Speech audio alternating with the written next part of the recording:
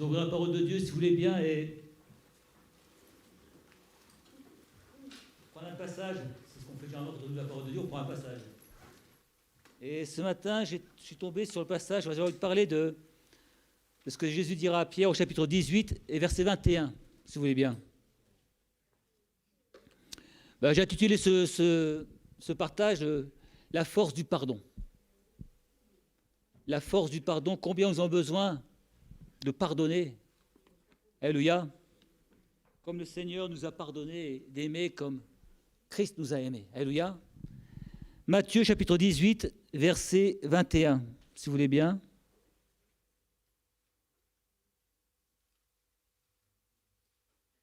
Matthieu chapitre 18, verset 21. Alors Pierre s'approcha de lui et dit, « Seigneur, combien de fois pardonnerai-je à mon frère lorsqu'il péchera contre moi? Serait-ce jusqu'à 7 fois ?» Jésus lui répondit, « Je ne te dis pas jusqu'à 7 fois, mais jusqu'à 70 fois 7 fois. » Amen, alléluia. Le nombre paraît énorme. Amen. Si vous comptez vite, vous pouvez faire vite le calcul, mais je crois que c'est davantage l'esprit du pardon qui importe. Ce n'est pas de savoir si je pardonne 3, 4, 5, 10, 20, 30 fois, mais est-ce que je suis quelqu'un, un homme, une femme du pardon, qui pardonne à mes frères, à mes sœurs, à mes ennemis, nous allons le voir. Souvent, le manque de pardon représente un obstacle dans l'épanouissement du chrétien. L'esprit du pardon est le fondement même de la vie du chrétien pour avoir une vie heureuse et victorieuse. Pardonner n'est pas un luxe. Alors, nous ne sommes pas comme les empereurs qui pardonnaient à qui ils voulaient, comme ils voulaient, mais pardonner, c'est une nécessité pour notre vie. Sinon, notre relation avec le Seigneur va être faussée. Notre relation va être mauvaise. Paul dira aux Colossiens, « Supportez-vous les uns les autres. Et s'il a un sujet de se plaindre de l'autre, pardonnez-vous réciproquement, de même que Christ vous a pardonné. Pardonnez-vous aussi. » Colossiens 3, verset 13. Paul dira, « Supportez-vous les uns les autres. » Simplement parce que parfois nous sommes, malheureusement, insupportables. Je ne sais pas vous, mais moi oui.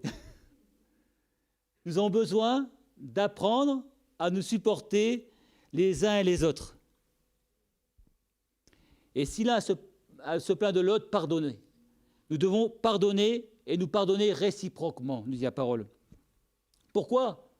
Parce que Christ, lui, nous a pardonné.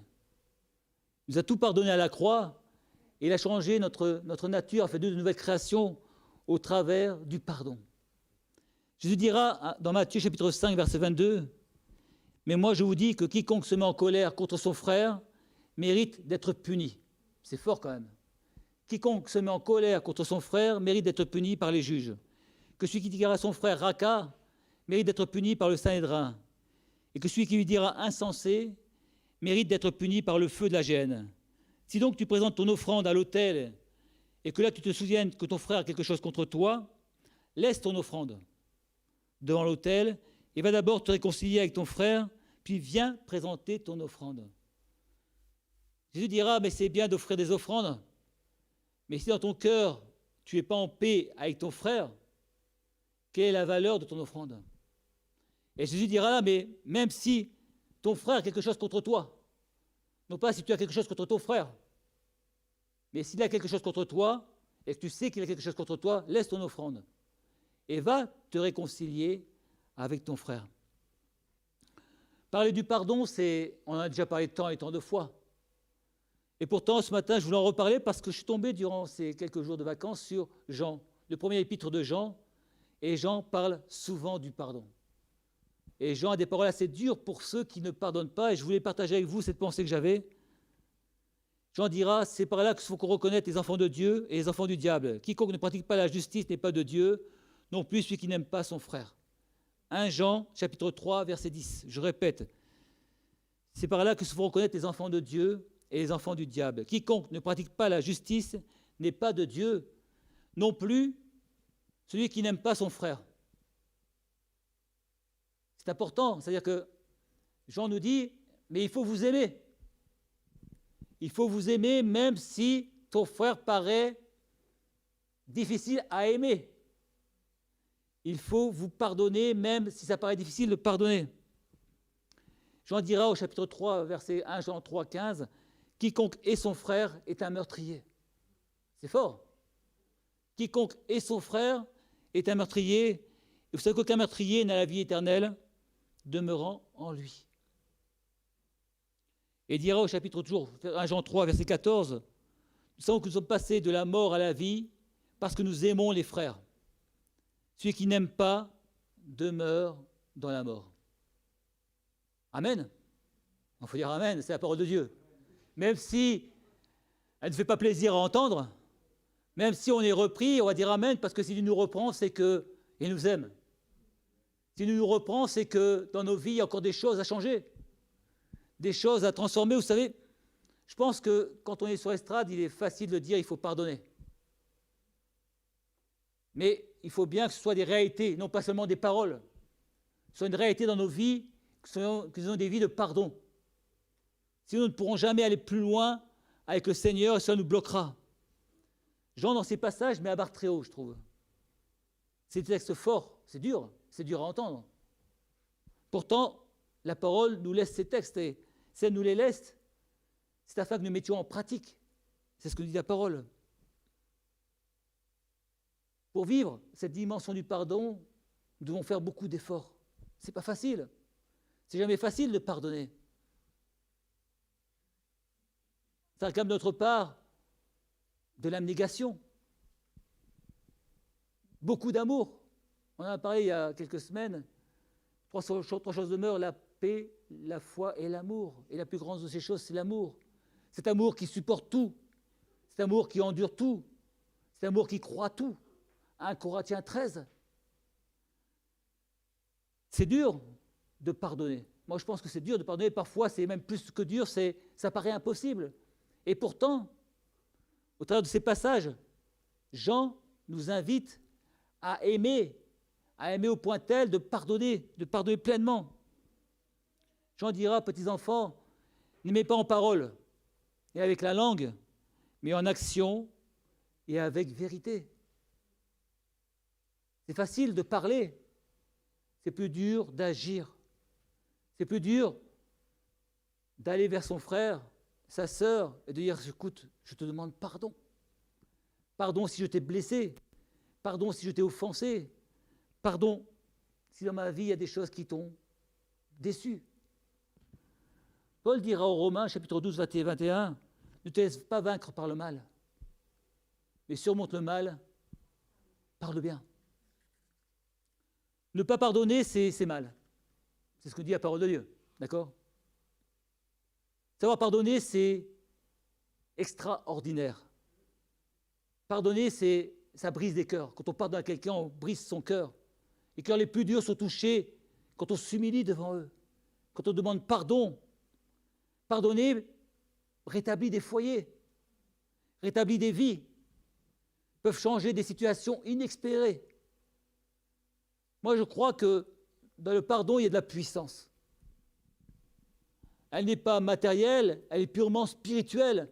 Mais dans le pardon, il y a de la puissance. La parole nous dit, si vous vous mettez en colère, ne péchez point, que le soleil ne se couche pas sur votre colère et ne donnez pas accès au diable. Éphésiens 4, versets 26 à 27. Vous savez, dans les couples, souvent, il y a des problèmes parce qu'il n'y a pas de pardon. Dans les familles, il y a des problèmes parce qu'on a pardonné une fois, 2 fois, 3 fois, et puis les choses reviennent. Ça revient, et puis à un moment, c'est dur, parce que quand on est en couple, on vit beaucoup ensemble. Beaucoup ensemble, il y a beaucoup de choses qui sont restées latentes sans être pardonnées, et ça s'accumule. On n'est pas comme le Seigneur. Le Seigneur, quand il pardonne et il oublie, il efface au péché.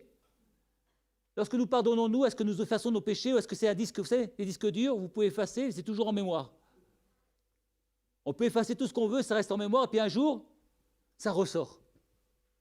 Pour telle ou telle situation, ça ressort, et de nouveau, cette chose qu'on avait pardonnée, ou qu'on pensait avoir pardonnée, revient à la surface. Pour savoir si on a pardonné, il suffit simplement de voir si ce qu'on a pardonné nous fait encore mal ou non. Si le pardon est là, ce qui s'est passé ne doit plus nous faire mal dans nos cœurs, dans nos âmes. Je ne pense pas qu'on ait la capacité d'oublier comme le Seigneur peut oublier. C'est vrai. Mais on a la capacité de ne pas ramener à la surface les choses pardonnées. On n'est pas comme le monde, vous savez. On n'a pas à dire pour œil, dent pour dent. C'est pas ce que nous a enseigné Jésus. Il nous a dit, si on te frappe sur la joue, tends l'autre. En théorie, c'est facile, en pratique, c'est plus compliqué. On est d'accord. Hein, on a notre caractère qui est là, et puis quelque part, on a du mal. Mais lorsque le Seigneur dit ça, c'est l'esprit dans lequel il le dit. L'esprit dans lequel il le dit. C'est pour ça que lorsque Pierre demandera combien de fois je dois pardonner, est-ce que jusqu'à 7 fois, il se rendait spirituel? Il dit, 7 fois, c'est bien. Déjà, si je pardonne 7 fois la même chose, c'est que je suis bien. Mais je dis, non, pas 7 fois. Mais tu dois pardonner à chaque fois. À chaque fois. Et là, c'est dur. Quand les gens font les mêmes erreurs, constamment reviennent sur les mêmes erreurs, recommencent les mêmes erreurs, pardonne. Pardonne. C'est plus facile à le dire qu'à le faire. Et on sait très bien dans nos vies, il y a des choses pour lesquelles on a du mal à pardonner. Peut-être qu'aujourd'hui encore dans ta vie, tu as des choses que tu n'as pas pardonnées à ton conjoint, à tes enfants, à ta famille, à tes frères et sœurs, à tes voisins. Et quand tu les vois, quand tu les rencontres de nouveau, il y a quelque chose qui ne va pas. Il y a un malaise. Est-ce que ça vous est déjà arrivé d'avoir un malaise en face de quelqu'un suite à une situation parce que ce n'est pas pleinement résolu? Ce n'est pas pleinement soldé. La dette n'a pas été payée pleinement parce qu'on n'a pas la force de le faire. La merveilleuse nouvelle qu'on a, nous, c'est que Dieu nous a pardonné. Amen. Lorsque nous étions pécheurs et perdus, Dieu nous a pardonné dans son amour. Il a pardonné toutes nos fautes et il les pardonne encore aujourd'hui. Amen. La parole nous dit que si nous confessons nos péchés, il est fidèle et juste pour nous les pardonner et pour nous purifier de toute iniquité. Imaginons que Dieu vienne vers nous, il dit, je t'ai pardonné, mais tu te souviens de ce que tu as fait il y a quelques années? Ou si demain, notre vie passée reparaissait là. Il disait, tu vois ce que je t'ai pardonné, ça serait dur, non? J'aime pas envie, moi, de revoir ce que j'ai vécu avant, croyez-moi. Le passé est passé, le passé est oublié, et je veux regarder devant, le présent et l'avenir. Est-ce qu'on aimerait qu'un frère nous rappelle une faute que nous avons faite? Non? Enfin, moi non. Peut-être, mais au contraire, j'aimerais que la faute que j'ai pu faire, il me l'ait pardonnée, qu'on n'en parle plus. Qu'elle soit complètement oubliée et effacée. Jean dira, si quelqu'un dit « j'aime Dieu » et qu'il haïsse son frère, c'est un menteur. C'est un menteur. Car ceux qui n'aiment pas son frère qu'il voit, comment peut-il aimer Dieu qu'il ne voit pas? 1 Jean 4, verset 20. Mon frère, c'est mon frère dans la foi, c'est mon mari, ça peut être mes enfants, surtout celles et ceux qui m'entourent. Et j'aimerais que nous puissions réaliser ces paroles quand même. Ce n'est pas simplement les entendre, c'est réaliser que ce verset nous remet en question dans nos vies, dans notre manière de vivre, notre comportement de tous les jours auprès de nos voisins, de nos collègues de travail, auprès de celles et ceux qui nous entourent, parce qu'eux n'ont pas la grâce de connaître la parole de Dieu peut-être, n'ont pas ce privilège d'avoir Dieu qui leur parle, d'avoir Dieu qui les reprend, d'avoir Dieu qui les bénit, d'avoir Dieu qui les fortifie. Nous avons cette chance. Cette chance, mais la parole que l'on reçoit, comment la recevons-nous? Est-ce que nous allons la recevoir et puis l'oublier? Est-ce que vraiment nous voulons la vivre et la mettre en pratique? Non pas seulement ce matin parce que Dieu parle à nos cœurs, mais chaque jour de notre vie. Est-ce que notre terrain est propice à ce que la parole de Dieu puisse vraiment germer et porter du fruit à salut?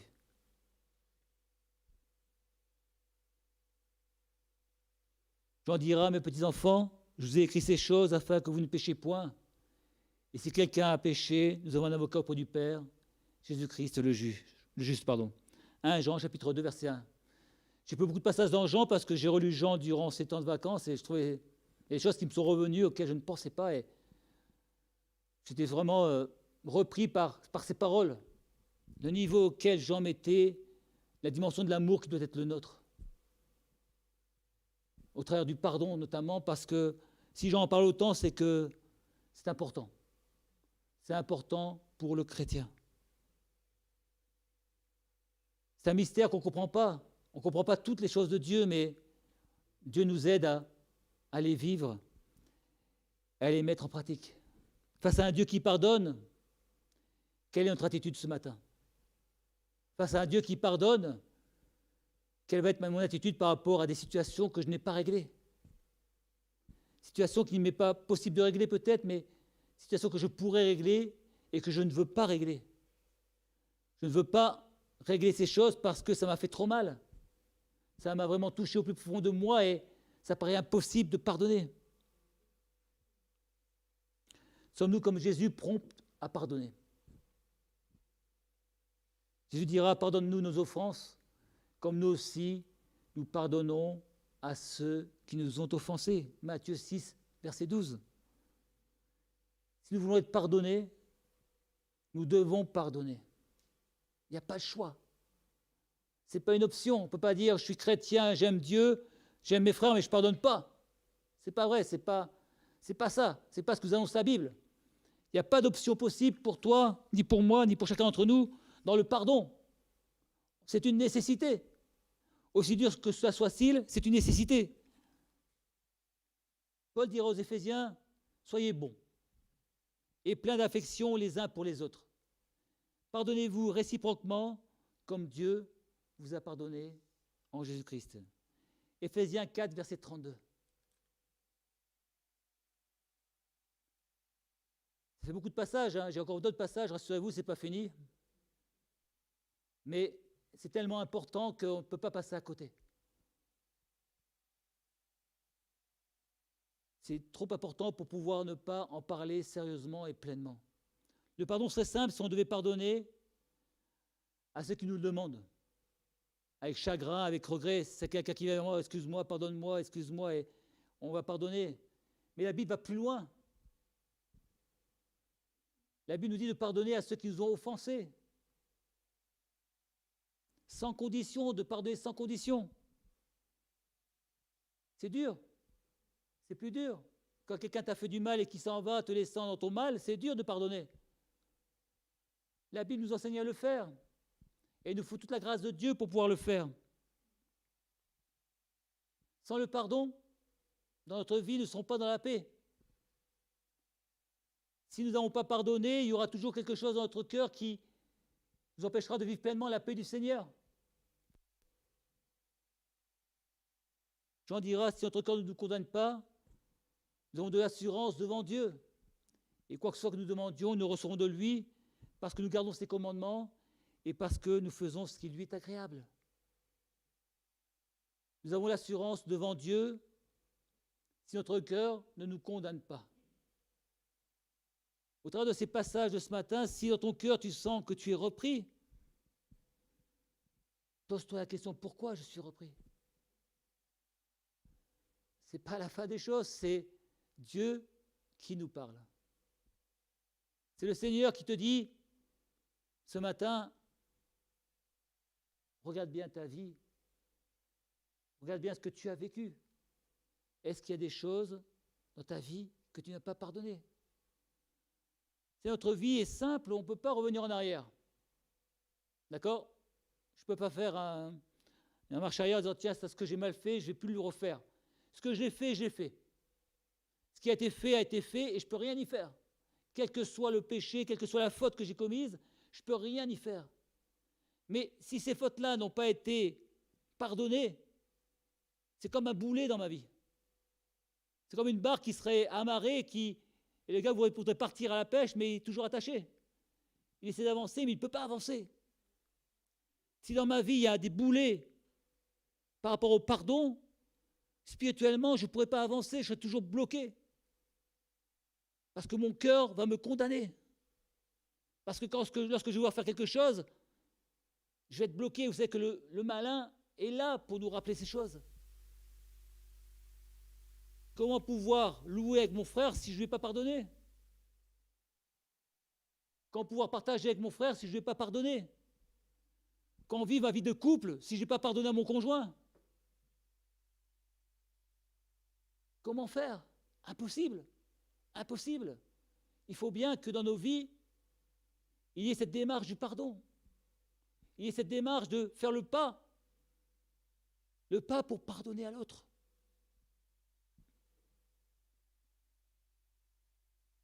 Pardonner, c'est difficile. Pardonner, c'est parfois impossible. Il y a des choses qui sont tellement énormes qu'on nous a faites qu'il nous est impossible de pardonner.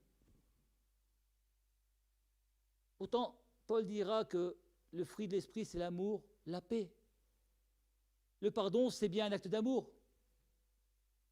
Et lorsque l'acte d'amour a été fait, je me retrouve dans la paix. Nous voulons vivre le fruit de l'esprit, pardonnons. Désolé de le dire ce matin, mais pardonnons. Paul dira, ne rendez à personne le mal pour le mal. Mais cherchez le bien devant tous, autant que ça est possible. Tout ce qui dépend de vous, faites-le afin de vivre dans la paix. Tout ce que vous pouvez faire, faites-le. Si vous pardonnez et que l'autre ne vous pardonne pas, vous ne pouvez rien y faire. Mais dans votre cœur, vous aurez pardonné. Parfois, il nous paraît des trahisons impossibles à pardonner, des fautes impossibles à pardonner parce qu'elles sont trop lourdes. Parfois, on n'arrive pas à pardonner. Je ne sais pas si c'est votre cas ce matin. Parfois, on n'arrive pas à pardonner. C'est trop important, c'est trop grave, et ça paraît impossible. Dans ce cas-là, il n'y a qu'une solution. La seule qui existe, c'est d'aller devant le Seigneur. Seigneur, aide-moi. Seigneur, aide-moi à pardonner. Seigneur, tu vois, je n'arrive pas à pardonner à telle personne. Aide-moi à lui pardonner comme tu m'as pardonné. Aide-moi à oublier complètement ce qu'il a fait. Parfois, il n'y a que la prière devant le Seigneur qui peut nous aider à pardonner. On aime à dire que nous sommes à l'image de Christ. Non. Dans vos prières, vous dites peut-être, comme moi je le dis souvent, Seigneur, j'ai envie de te ressembler. J'ai envie d'être semblable à toi, Seigneur. Jésus dira à la croix, Père, pardonne-leur, parce qu'ils ne savent ce qu'ils font. Est-ce que je suis capable de dire, Père, pardonne ce qu'il a fait parce qu'il ne sait pas ce qu'il a fait, ou ce qu'il a fait, tant pis. Je veux te ressembler, Jésus. Amen. Étienne dira à Dieu concernant ceux qui le lapident, Seigneur, ne leur impute pas ce péché. Il n'y a pas que Jésus qui a pardonné. Étienne, qui est un homme comme nous, d'accord, de la même nature que nous, dira ces merveilleuses paroles, Père, ne leur impute pas ce péché. Acte 6, verset 60. On ne doit pas compter que sur sa volonté pour pardonner. Ce n'est pas possible. On doit compter sur l'aide et la puissance de Dieu. On doit compter sur le soutien et la puissance du Saint-Esprit pour pouvoir pardonner. Le psalmiste dira au chapitre 130, versets 3-4, « Si tu gardais le souvenir de mes iniquités, Seigneur, qui pourrait subsister? Mais le pardon se trouve auprès de toi, afin qu'on te craigne. » Le pardon se trouvera toujours auprès de Dieu. Le psalmiste dira encore, ne nous traite pas selon nos péchés, ne nous punis pas selon nos iniquités. Ce matin, ne traite pas ton frère, ta sœur, ton voisin, ton ami, ton conjoint, tel qu'il a fait, mais traite-le avec amour. Traite-le avec force. Si nous avons su accepter le pardon de Dieu, acceptons de pardonner ce matin. Acceptons de pardonner parce que c'est bien, parce que c'est spirituel, mais parce que c'est une nécessité vitale pour le chrétien. Ce n'est pas une option dans notre vie, on ne peut pas dire je suis chrétien et je ne pardonne pas. Si je suis chrétien, je pardonne. C'est ce que nous dit la parole de Dieu. On ne vivra jamais une vie pleine, une vie épanouie, tant que dans nos cœurs, tant que dans nos vies, tout n'est pas résolu. Je le répète, j'ai déjà dit, mais je veux le répéter parce que c'est important. C'est le principe de d'apporter un message, c'est de répéter les choses afin qu'elles entrent bien dans nos cœurs. Alors vous savez, vous allez me dire, mais ça fait mal. Autant que ça fasse mal aujourd'hui et qu'on soit guéri après. Mais moi, j'aime pas les piqûres. Une piqûre, ça fait mal. Et si ça me guérit derrière, j'en veux bien, j'en veux bien. Dieu nous rappelle, au travers de ces piqûres sur le pardon, que tant qu'on n'a pas pleinement pardonné, on ne pourra pas vivre une vie épanouie en Jésus. Au ciel, on sera tous ensemble. Alors vous imaginez, si vous êtes quelqu'un à qui vous n'avez pas pardonné, ça va être compliqué, hein. Ça va être compliqué de vivre avec lui. Pardonner nous rend semblables à Christ. Quand on pardonne, nous sommes semblables à Jésus. Amen. Alors si vous voulez le faire, faites-le pour le Seigneur. Afin d'être semblable à lui, il nous faut pardonner. Pardonner restaure notre relation divine avec le Seigneur.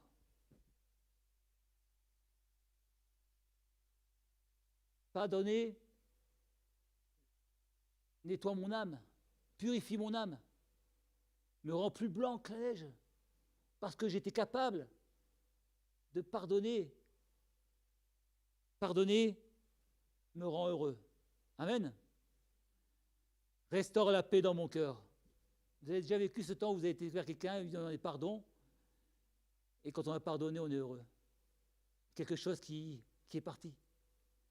Il y a un poids qui est parti dans nos vies et on se sent tellement mieux. On se sent tellement mieux. Paul dira aux Colossiens, tout ce que vous faites, faites-le de bon cœur. Comme pour le Seigneur. Tout ce que vous faites, faites-le de bon cœur, comme pour le Seigneur, et non pas pour des hommes, sachant que vous recevrez du Seigneur l'héritage pour récompense. Et il dira, servez Christ le Seigneur. Colossiens 3, versets 23-24. Tout ce que vous faites, je le répète, tout ce que vous faites, faites-le comme pour le Seigneur. C'est une bonne raison de pardonner et de le faire comme pour le Seigneur. Amen. Si tu n'as pas la force de le faire, fais-le comme pour le Seigneur. C'est notre vie et ce qu'il y a de plus important aujourd'hui. Et une vie chrétienne épanouie, c'est quelque chose de merveilleux. Lorsque l'on sent que la communion du Christ est là, lorsque l'on sent que le Saint-Esprit est présent, c'est merveilleux. Lorsque l'on sent la présence de Dieu dans nos vies, c'est merveilleux. La parole nous rappelle que nous sommes le temple du Saint-Esprit. C'est vrai. Croyez-vous que le temple du Saint-Esprit puisse ne pas pardonner? Croyez-vous que le Saint-Esprit va régner dans un cœur qui n'a pas pardonné? Dans une vie qui n'a pas pardonné? Non. Nous sommes le temple du Saint-Esprit. Pour que le Saint-Esprit puisse prendre toute la place, il faut qu'il n'y ait rien qui fasse obstacle à la présence du Saint-Esprit dans nos vies. C'est le plus important. Ce n'est pas hier, c'est aujourd'hui et c'est demain. Pour vivre aujourd'hui, il faut que mon hier soit nettoyé, purifié, lavé de tout ce qui l'empêche, tout ce qui peut empêcher d'avancer. La parole nous enseigne à pardonner. Ce matin, au travers de ces temps, vous allez me dire, on a compris qu'il faut pardonner. Si je n'ai pas compris ce matin qu'il faut pardonner, c'est que j'ai des problèmes d'ouïe. C'est bien de le comprendre, mais c'est mieux de le vivre. Amen. Ce matin, je ne sais pas ce que vous vivez, je ne sais pas s'il y a des besoins de pardon dans vos vies, mais ne partez pas sans pardonner. Ne rentrez pas chez vous sans régler ces choses avec le Seigneur et avec le frère et sœurs, avec ceux qui ont des problèmes. Ne laissez pas ces choses pourrir votre vie spirituelle. Ne laissez pas ces choses. Au contraire, prenez la victoire sur l'orgueil. Prenez la victoire sur l'orgueil. Soyez humble devant le Seigneur et humble devant les autres. Humble devant celui qui vous a fait souffrir. Le Seigneur nous relèvera. Le Seigneur nous bénira. Il restaurera ce qui a pu être détruit parce que simplement, nous allons après nous humilier devant le Seigneur, mais aussi devant les autres. Voilà ce que je voulais partager ce matin. C'est pas très long, mais Dieu m'a mis à cœur de parler sur le pardon. Je ne pense pas que Dieu prêche dans le désert. Il y a des besoins dans chaque cœur, dans chaque vie, dans vos cœurs, dans vos vies. Je souhaite sensible au Saint-Esprit et laisser Dieu nous montrer ce qui fait encore obstacle. Éternel notre Dieu, nous sommes là ce matin devant toi, nous avons tous besoin que tu nous aides à réaliser que peut-être dans nos vies, il y a des choses que nous n'avons pas pardonnées. Peut-être que dans nos cœurs, il y a des choses qui n'ont pas été résolues par rapport à des situations, par rapport à des frères, à des sœurs, à nos conjoints, à nos enfants, à nos familles. Ce matin, nous sommes là parce que notre seul désir, c'est bien de te plaire. De ne pas nous contenter de ce que nous vivons, mais d'aller plus loin et de l'avant avec toi. Aide-nous, Seigneur, à pardonner, comme toi, tu nous as pardonné. Aide-nous, Seigneur, à aimer, comme toi, tu as aimé. Ce qui nous importe, Seigneur, c'est d'avancer avec toi. Ce qui nous importe, Seigneur, c'est d'aller de l'avant avec toi. Ce matin, nous crions à toi parce que nous avons besoin de toi, sans que tu n'es pas sourd à nos prières, que tu n'es pas sourd à nos cœurs quand ils s'humilient devant toi. Aide-nous encore ce matin, Seigneur, à être selon ton cœur, à être selon ta volonté, dans le nom de Jésus. Amen.